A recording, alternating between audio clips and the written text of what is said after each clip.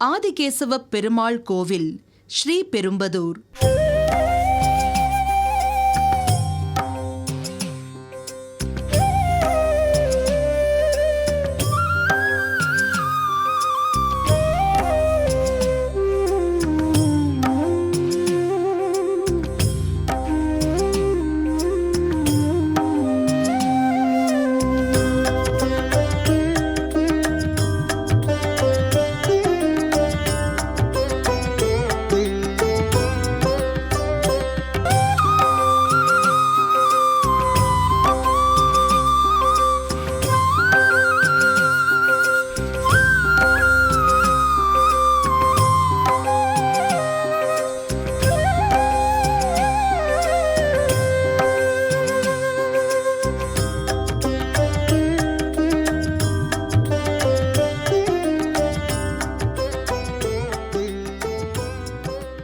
ஸ்ரீமன்மகாபூதபுரே ஸ்ரீமத்கேசவயஜ்ஜனா காந்திமத்யாம் பிரசூதாய எதிராஜாய மங்களம்.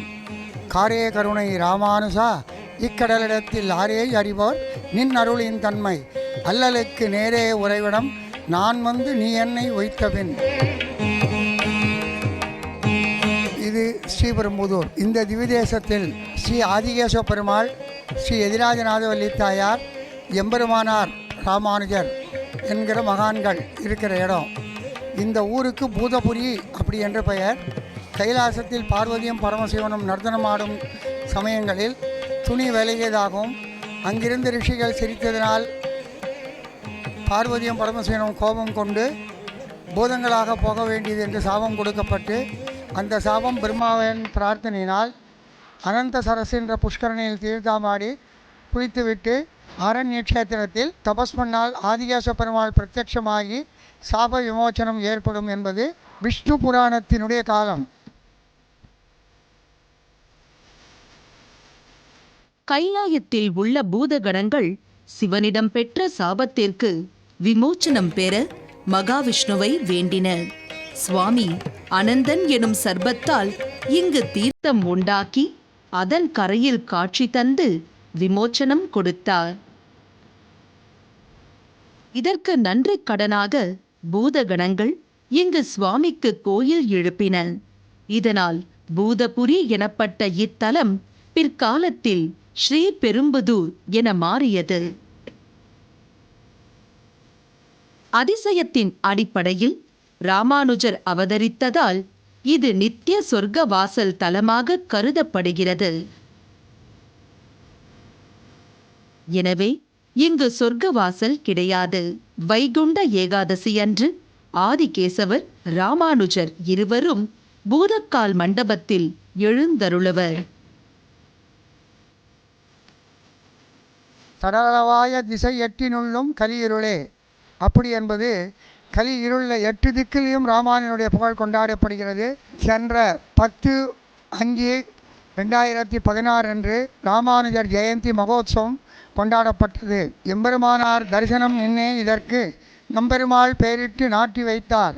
அம்புவியோர் இந்த தரிசனத்தை எம்பெருமானார் வளர்த்த அந்த செயலை அறிகைக்கா என்று ஸ்ரீ மணவாள மாமியுடைய திருவாக்கு உண்டாகிறது. அவ்வாறு லோகத்தில் உள்ள ஜாதி மதங்கள் யாரும் இல்லாமல் ராமானுஜனை தரிசனம் செய்வார்கள்.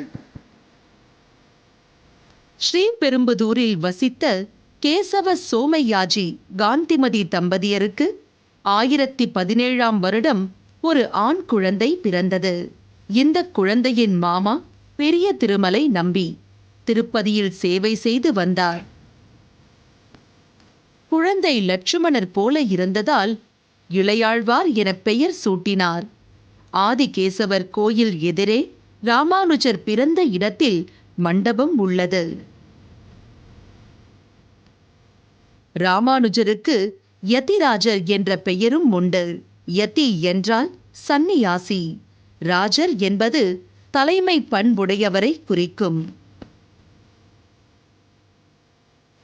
ராகுகேது தோஷம், காலசர்ப தோஷத்தால் திருமணத்தடை உள்ளவர்கள் இங்குள்ள அனந்தசரஸ் தீர்த்தத்தை தலையில் தெளித்து ராமானுஜருக்கு பாலபிஷேகம் செய்து நெய் தீபமேற்றி வணங்குகின்றனர். ராமானுஜரின் அடியார்கள் அவரது ஆலோசனைப்படி ஒரு சிலை வடித்தனர். ராமானுஜர் அச்சிலையை தழுவி அதில் தன் சக்தியை புகுத்தினார். ராமானுஜரே உகந்து அணைத்ததால் இது தானுகந்த திருமேனி எனப்பட்டது. மன்னன் ஒருவன் தன் மகளின் விருப்பத்திற்காக கர்நாடகாவில் உள்ள திருநாராயணபுரத்தில் இருந்த பெருமாள் சிலையை டில்லிக்கு எடுத்து சென்றான். இதை அறிந்த ராமானுஜர் சிலையை மீட்க டில்லி சென்றபோது சுவாமி சிலை அவரது மடியில் வந்து அமர்ந்தது. இதோ என் செல்ல பிள்ளை என ஆனந்தத்தில் கண்ணீர் விட்டார். இதன் பிறகு இந்த பெருமாளை செல்லப்பிள்ளை என்றே அழைத்தனர். பங்குனி பூசத்தன்று ராமானுஜர் மடியில் செல்லப்பிள்ளை அமர்ந்து வீதி உலா செல்லும் வைபவம் இங்கு நடைபெறும். ராமானுஜர் சன்னதிக்கு பின்புறம் பள்ளி சிற்பம் இருக்கிறது. செய்த பாவத்திற்கு நிவர்த்தி கிடைக்கவும் மோட்சம் பெறவும் இந்த பள்ளியை வணங்குகின்றனர்.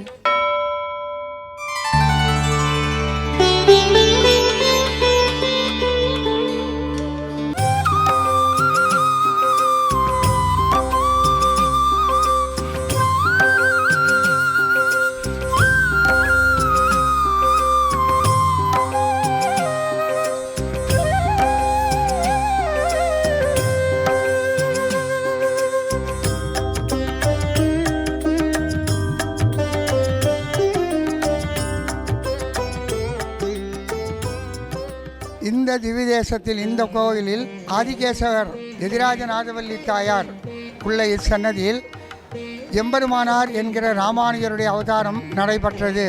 சுமார் 1000 வருடங்களுக்கு முன்பு.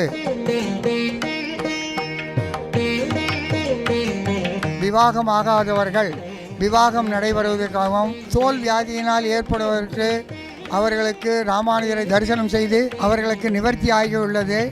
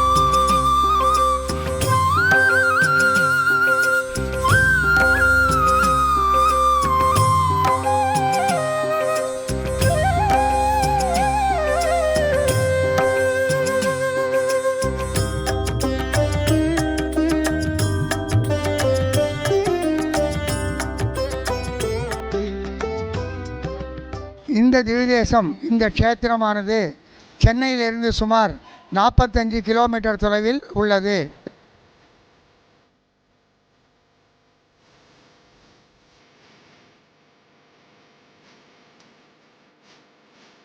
ராமானுஜர் கோயில் நல்ல ஃபேமஸான கோவில், நல்ல கோவில். அது இல்லாமல் திருவாதிரை நட்சத்திரத்தில் அவர் பிறந்ததுனால அந்த கோவிலுக்கு வந்தால் நல்ல விசேஷங்கள், நல்ல ஒரு நல்ல நல்ல பலன்களை வந்து நல்ல நல்ல சிறப்புகள்லாம் நல்லா வளமிக்கதாக நடக்குதுன்னு சொல்லியிருந்தாங்க. இந்த ராமானுஜர் கோயிலுக்கு நாங்கள் ரொம்ப பல வருஷமாக வந்துட்டுருக்கோம். ராமானுஜர் வந்து கண் கண்ட தெய்வம். இப்போ அவருக்கு 1000 வருஷம் நடக்க போகிறது. என் பிள்ளைக்கு கல்யாணம் ஆகணும்னு இந்த கோவிலுக்கு வந்தேன், நல்லபடியாக கல்யாணம் ஆச்சு. என் பொண்ணுக்கு கல்யாணம் ஆகணும்னு வந்தேன், நல்லபடியாக கல்யாணம் ஆச்சு. இப்படி நாங்கள் ஒவ்வொன்றும் வேண்டிக்கிறதெல்லாம் எல்லாம் நடந்துட்டுருக்கு. சதகலச திருமஞ்சனம் என்று சித்திரை மாத திருவிழாவுக்கு அடுத்த வைகாசி மாதத்தில் நடக்கும் முதல் திருவாதிரை தினம் சதகலசம் 108 கலசங்கள் வைத்து அதில் அபிஷேகங்கள் பிரார்த்தனைகள் எல்லாம் நடைபெற்றது.